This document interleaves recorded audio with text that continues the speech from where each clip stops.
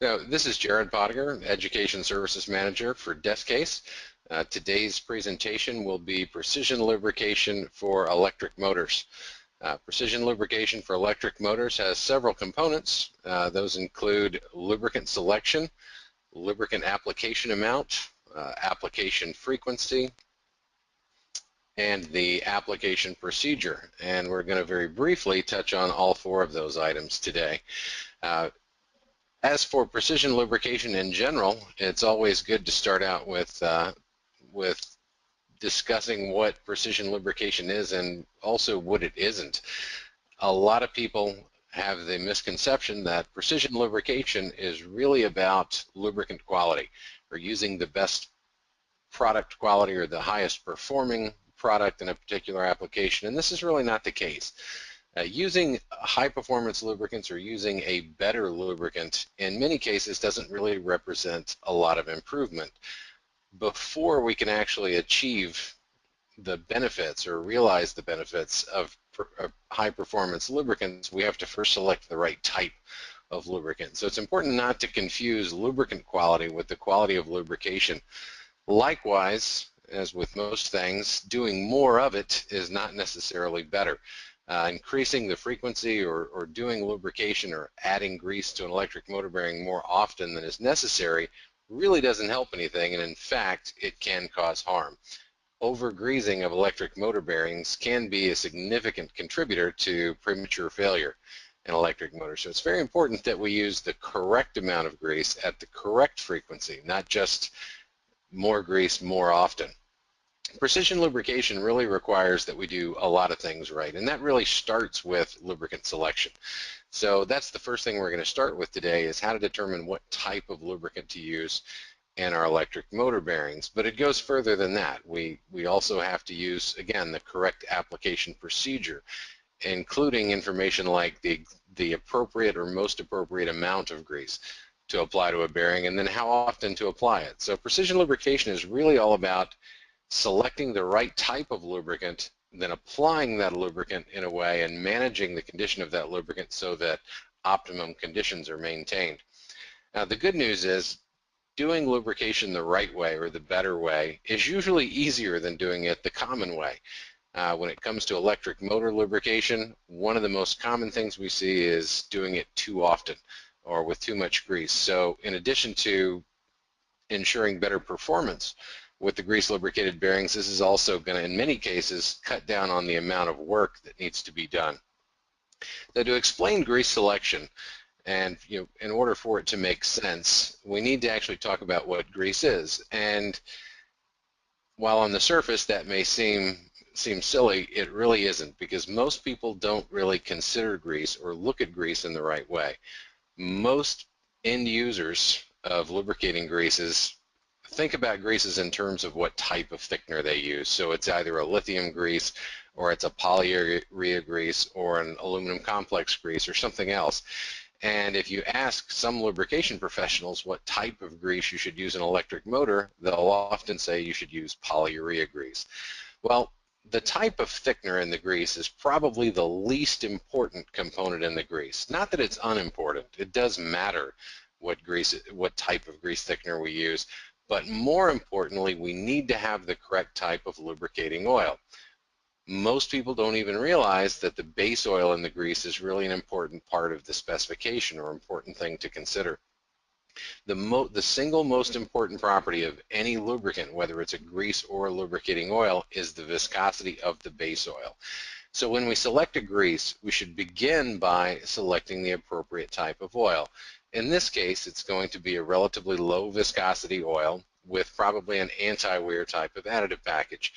EP additives don't really provide any benefit in an electric motor bearing, and all they can do is cause harm in that case. So we typically have an anti-wear type of additive package, a relatively low base oil viscosity grade, and once we've got that out of the way, then we can choose the most appropriate type of thickener, which in many cases is a polyurea. Polyurea thickeners do have very suitable properties for electric motor bearings, such as a slow separation rate and very good mechanical or structural stability. So just to recap, when we're selecting grease, We begin with the viscosity. Usually that's going to be about an ISO 100 or 100 centistokes at 40 degrees C. Typically, we will have an NLGI grade of 2. It is the most appropriate consistency of grease for most manually applied greases, or those applications that get manual applications of grease. The thickener type is going to be based on the operating conditions of the motor, but typically we would use a polyurea or a lithium complex type of thickener. And as far as the additive system goes, it's usually going to be an anti-wear type of additive package.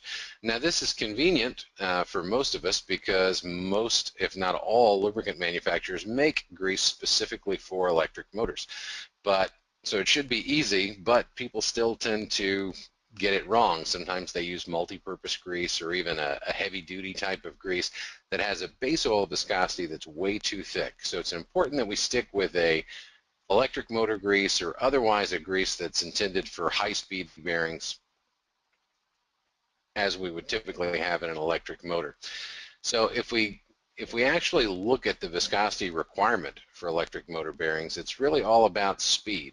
In order to determine the appropriate viscosity for any anti-friction bearing or ball bearing or cylindrical roller bearing or whatever might be in the electric motor, we need to know the size of the bearings and the rotational speed of those bearings, which of course the size does factor into the actual speed with which the lubricated surfaces pass one another. So as you can see on the chart here, we first need to calculate what's called the mean diameter of the bearing, which is just the inside diameter plus the outside of the outside diameter of the bearing divided by 2, which will give us the bearing's mean diameter, and then we find that on the x-axis on the graph, and then we line that up with the appropriate curve for the rotational speed, and then we move over to the y-axis on the chart, and we can read we refer to as the minimum operating viscosity.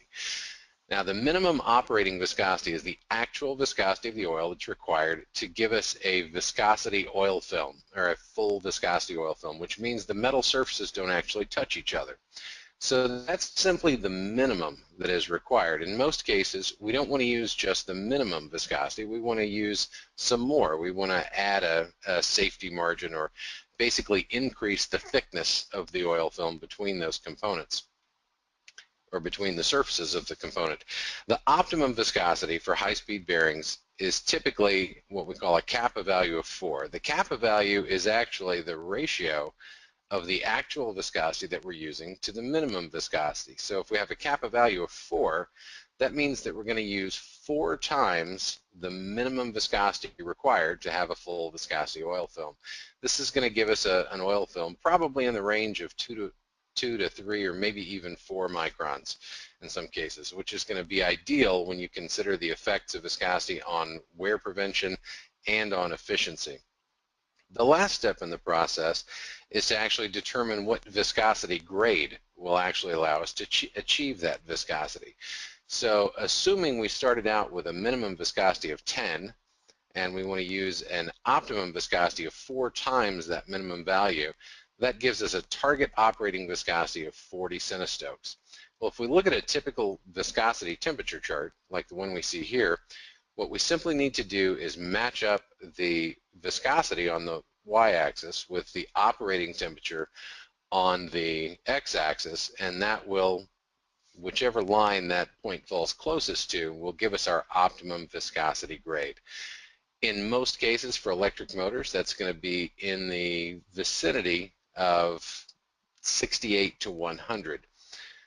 For several reasons, with grease lubricated bearings, we tend to go a little higher on the viscosity. So a base oil viscosity of ISO 100 is typically ideal for most electric motor bearings. And again, most electric motor greases are going to conform to this. They're typically going to be an ISO 100 base oil viscosity. They're going to have an anti-wear type of additive package, and typically a polyurea or lithium complex type thickener.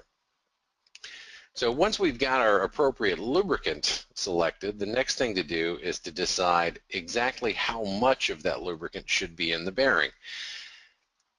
There's several different factors involved here, but it's important to start out with the correct amount, because our additions of grease going forward are all going to be based on having the right amount of grease in there to begin with.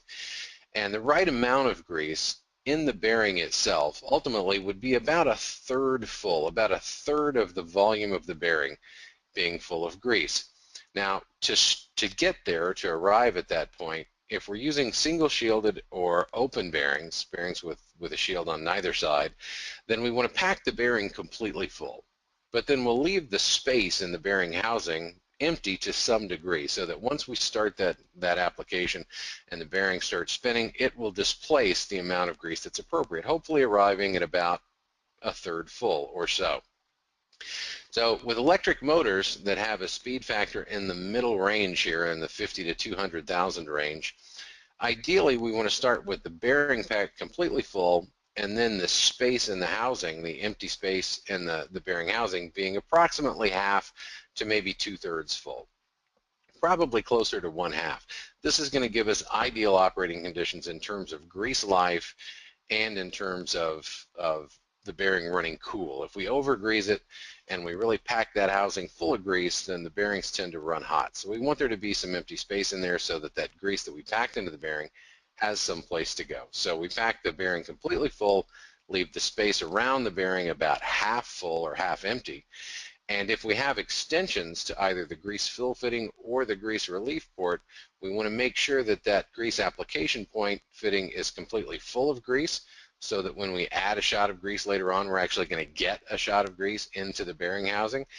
And if we have an extension on the relief port, we want to make sure that that is empty when we install it, because there's going to be a problem, there's going to be challenges going forward with keeping that port free.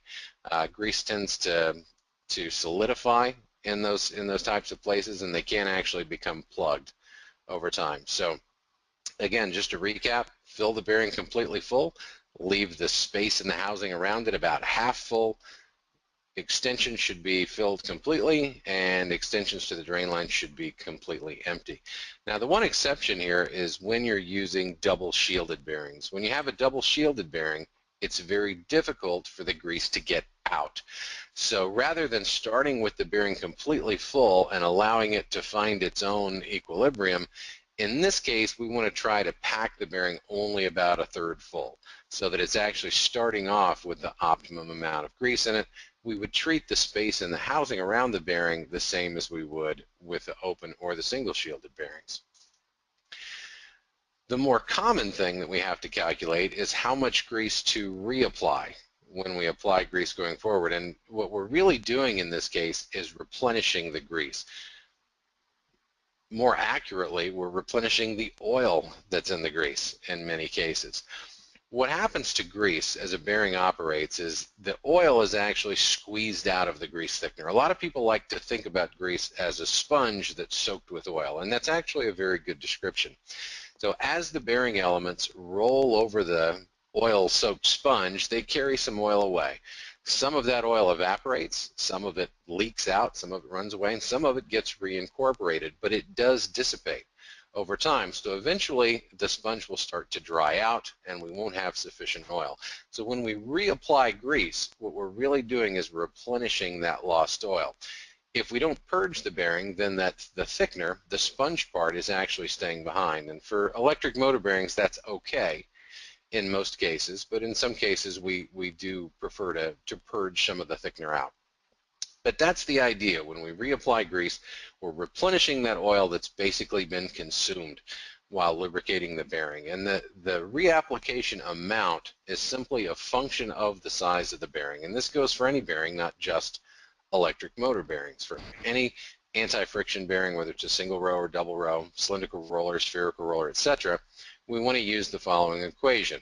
If we use our dimensions in millimeters and consider grease replenishment volume in grams, then we want to use the top formula. It's 0.005 times the outside diameter of the bearing times the bearing width in millimeters, and that's going to give us the appropriate grease replenishment amount in grams. If you prefer to use inches and ounces of grease, then it's going to be 0.114 times the outside diameter of the bearing times the bearing width in inches, and that's going to give us the grease replenishment volume in ounces. This is a perfectly suitable way to determine how much grease should be applied when we reapply it. Of course, for this to be really meaningful, we have to apply it at the correct frequency because our grease is being consumed at a specific rate relative to how fast the bearing is turning and the size of the bearing and certain environmental conditions. So in order for that replenishment amount to be correct, it has to coincide with the correct reapplication frequency.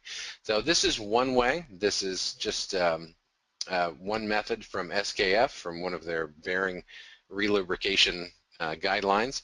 And in this case, what we need to do is know the size of the bearing, the speed of the bearing, and the bearing type, because all of those things are going to come into play when it comes to determining how long that grease is going to last in service.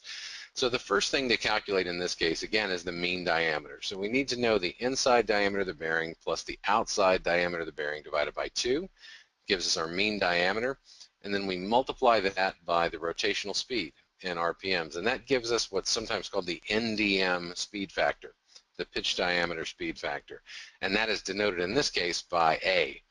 Then we multiply that factor A by a bearing factor, and the bearing factor is what accounts for the different types of bearings, the different amount of contact between the interacting surfaces in different types of bearings. So in the case of ball bearings, which is most common in electric motors, we have a value of 1. So we're simply going to start with the NDM speed factor, and that's what we're going to read off of the x-axis on the graph here. So for example, if we have a speed factor of approximately 200,000, again multiplied by the bearing factor of 1, then we'd find 200,000 on the x-axis, move up to the, and these 3 different lines on here represent different load ratios. So if you don't know the load ratio for a particular bearing, just assume that it's moderate, and it's the one in the middle, with a load ratio of 8. So if we start at 200,000 and we move up to our load ratio of 8, that's going to put us somewhere in the range of about 7,000 operating hours. So this would be, considering the grease amount that we calculated, this would be the appropriate application frequency, everything else being equal. There are certain factors that might cause us to need to grease more frequently or less frequently, but this is a good starting point. So about 7,000 hours or so should be our default value. Now in some cases, we'll want to make adjustments to that.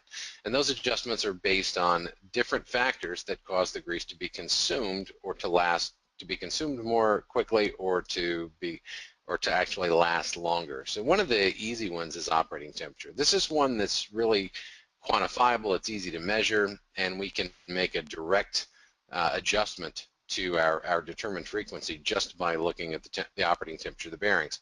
So hopefully your electric motor bearings don't operate 150 degrees Fahrenheit, but if they do operate above 150 Fahrenheit, we may need to adjust that factor. So a good rule of thumb is for every 25 degrees Fahrenheit above 150 degrees Fahrenheit, we want to cut that interval in half. So if we started out with 7,000 hours and our bearing happens to run at 175 degrees, then we'd want to do it every 3,500 hours instead. We're basically saying that the grease is going to get consumed twice as fast. So we'll leave the next two alone for a minute and move down to bearing orientation. Now, grease that's in a bearing on a vertical shaft only lasts about half as long as grease that's on a horizontal shaft, or in a bearing on a horizontal shaft. And this is mostly just due to the force of gravity. It's just pulling things down. So if we have a motor that is in a vertical orientation, we'll want to lubricate that about twice as often. So same amount of grease, but we'll do it twice as often. And even if the bearing happens to be on a shaft that's on a 45-degree angle, then we would want to reduce it by about 25%, the corresponding amount. So if the bearing is not on a horizontal shaft, then we'll need to make an adjustment for that. For vibration, essentially the more a bearing vibrates, or the more correctly, the more the grease vibrates, the faster it's going to separate. So that's going to cut down on the grease life. So if we have this information, then for every 0.2 inches per second in vibration, we want to reduce the interval by 1/3. The last two, or the next one, grease quality, This one's kind of a tough one to put a finger on. This is very difficult to quantify. So suffice it to say, if we're using a very high quality grease, we may want to grease a little less frequently. And if we're using a lower quality grease, we would want to grease a little more often. For very slow speed bearings, the calculations really just fall apart. But that's really not important in this case because we're talking about electric motor bearings, and they really wouldn't fall into that category. So moving back to moisture and particle contamination, for the most part, electric motors shouldn't be subjected to a lot of moisture, but sometimes they're in high humidity environments. So for a really high humidity environment, we might want to cut back on it just a little bit, but there's no way to really calculate this. There's no way to say if the relative humidity is X, then we should reduce the interval by this, or if it rains every other day on this motor, then we should reduce it by this. So you're really going to have to use your own intuition and experience when it comes to making adjustments to the regrease frequency based on the amount of moisture that it's exposed to. Particle contamination, likewise, the motor bearing itself should not be subjected to a lot of particle contamination, but it still could be a bit of a factor in affecting the grease life. So we may want to reduce the interval somewhat if the motor is running in an environment that is heavily contaminated with particles. So another approach to this, in addition to calculating volume and frequency, is simply to use OEM recommendations. And most OEM recommendations, or the methods that the motor manufacturers use to make these recommendations, are pretty consistent. Sometimes they want you to use a little more grease less often. Sometimes others will say, use less or use less grease more often. But regardless, any electric motor manufacturer's recommendation should suffice. So if you want to use US Motors or Toshiba or Reliance Energy or any other electric OEM, that's a perfectly good source as well.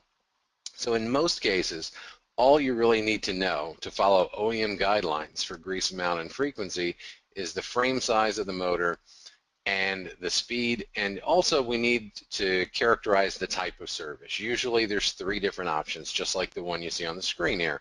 It'll either be standard duty, severe duty, or very severe duty. And in most manufacturing plants, the severe duty or even the very severe duty would be the more likely option. Standard duty normally refers to 1 shift per day, 5 days a week, that sort of thing. Severe service would be 24-hour operation, 7 days a week, and very severe would be 24/7 with the addition of harsh environments. So, high humidity, a lot of dust, a lot of vibration, etc. So it's a fairly easy process, whether you determine using calculations how much grease and using charts from bearing manufacturers for determining the frequency, or if you just go to the electric motor manufacturer's guidelines. All of these methods will provide good results. And when it comes to making these specifications for electric motors, it's not important that we be exactly right. There's really no correlation that tells us exactly how much and exactly how often for every single bearing. The trick here is to get into the right ballpark. So if we're using approximately the right amount of grease at approximately the right frequency, we should expect very good results. Now, the final step in this process is how to actually apply the grease. And in a lot of cases, the people like to consider grease in terms of shots, not just, applying 10 grams or 20 grams, but they'll say, 10 shots or 15 shots or 5 shots of grease. So it's important in our application procedures that we actually communicate the amount of grease in an appropriate way. So if you hand somebody a grease gun and tell them to put 2 ounces of grease into a bearing, there's not a very good chance, everything else being equal, that you're going to get exactly 2 ounces of grease into the bearing. So we've got to come up with a way to communicate that amount of grease in a way that makes sense in terms of number of shots, what have you. If you happen to use a standard type of grease gun that has a specified output ratio, and most of them do, but if everybody's using the same type of grease gun that has the same output ratio, then it's pretty simple. We do one calculation. We say, okay, for every 1 shot of grease, it's going to be or every 1 ounce of grease, it's going to be 20 shots. So we can actually construct the PM instructions accordingly. But in the real world, in most plants, different mechanics or different technicians use different grease guns that are going to have different output ratios. So this has to be accounted for. So we can either standardize our grease guns, we can calibrate each grease gun individually using a postage scale or some other type of suitable scale, and then expect the technician to actually do that conversion on their own. So if it says 2 ounces of grease and they know their grease gun is 20 shots per ounce, then they can do the math and add 40 shots. But that can be tricky in some cases. So probably an even better approach would be to use a meter on all the grease guns that actually tells you how much grease is being dispensed. So that's probably the single biggest variable in the PM procedure, is how much grease, but also the application process, or the actual procedure that we use to put grease into the bearing, is very important as well. A lot of people in the reliability and electric motor community will typically instruct end users to remove a relief fitting, provided there is a relief port in the bearing housing, and simply apply grease until grease comes out. And that way you're getting the old grease thickener out, and that has advantages. The problem with those instructions are that doesn't account for times that the relief port or relief fitting doesn't work. And that's often the case, depending upon the type of bearing that you use, whether it's a shielded bearing or an open bearing, and the condition of the grease that's in the bearing housing. It's very common for purge ports not to work because they're plugged up. So when you start pushing grease into the bearing housing, it will go somewhere. Grease guns are extremely powerful. So the grease is going to go, but it may not go the way you want it to go. It's going to follow the path of least resistance. So keep in mind, if your preference is to remove plugs from relief ports and to purge a bearing housing, keep in mind that it may not ever show grease coming out of that port. And for that reason, we need to certainly have a maximum application amount that we don't want to exceed. So even if we're going to try to purge bearing housings, we still need to add no more grease than what we've calculated or what we've identified per the OEM recommendations. So this application on the screen here, this procedure, is just one possible procedure. There may be no one best way to do it. I mean, sometimes this is a matter of opinion, but this is an example of a good grease application procedure for electric motor bearings. So step number 1, in my opinion, is optional, but it is a good practice. There's no doubt. Whether or not it's essential, that's debatable. But in this case, let's assume that this is the way we're going to do it. So the first thing we want to do, if we have access to it, is remove the plug from that purge port. Again, that vents the bearing housing, theoretically, and gives the old grease somewhere to go, should we add too much grease. So if we can, we want to remove that vent plug. Now the next step is to consider contamination control, which for grease lubricated bearings, there really aren't a lot of things we can do to control contamination, but at least we want to make sure and wipe the grease fitting clean with a clean cloth, and then purge a little bit of grease from the nozzle of the grease gun and wipe it clean. That way we know we're not adding extra contamination. So wipe the fitting, purge a whole shot or a bit of a shot of grease from the grease gun, and then wipe it clean. Then carefully apply the requisite amount of grease. In some cases, especially if we're actually opening the purge port and venting the bearing, it's a good idea to add about half of the requisite amount of grease. So if we determine that we should, for this particular bearing, using the grease gun that we have, if we've determined that we should add 10 shots of grease, it's a good idea to add about 5 of those, add about half of it, and do so carefully. If we're only applying 10 shots of grease, then we don't want to see how fast we can get 10 shots of grease into the bearing. We want to add a shot and wait a few seconds, and then add another shot and wait a few more seconds. And then once we've applied about half the grease, wait a half a minute or so, maybe even a full minute, and see if any grease comes out of the purge port, because sometimes it doesn't happen automatically. Sometimes it takes a little while. So if after a minute no grease has emerged and we don't feel any kind of significant back pressure on the grease gun, then we can continue adding the rest of the grease. If at some point during this process we start to see grease coming out of the relief port, we should stop.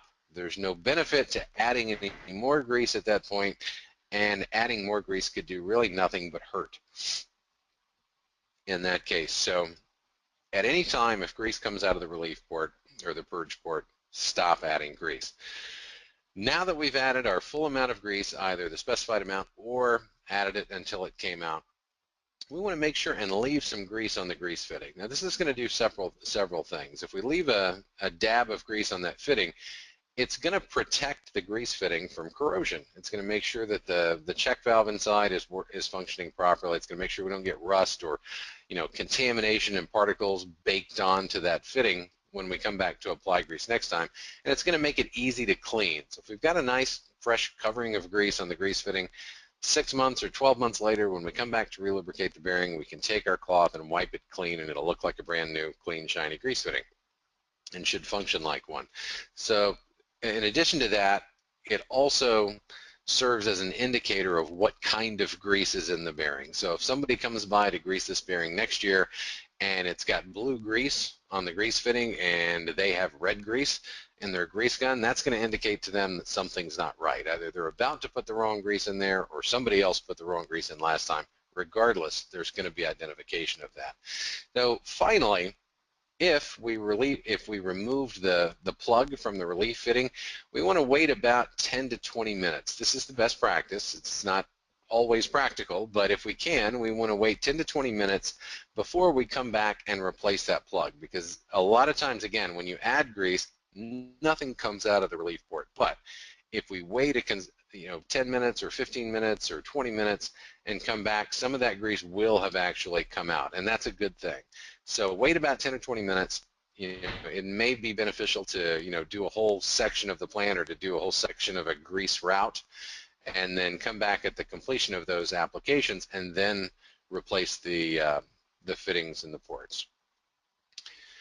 So just to kind of recap, electric motor lubrication, precision lubrication for electric motors is really very simple. It's something that a lot of people struggle with, but it's mostly just because they have either misconceptions or they lack the information that they need to actually do it. But once we've obtained this, it's actually very simple. The first step, again, is to select the right type of grease.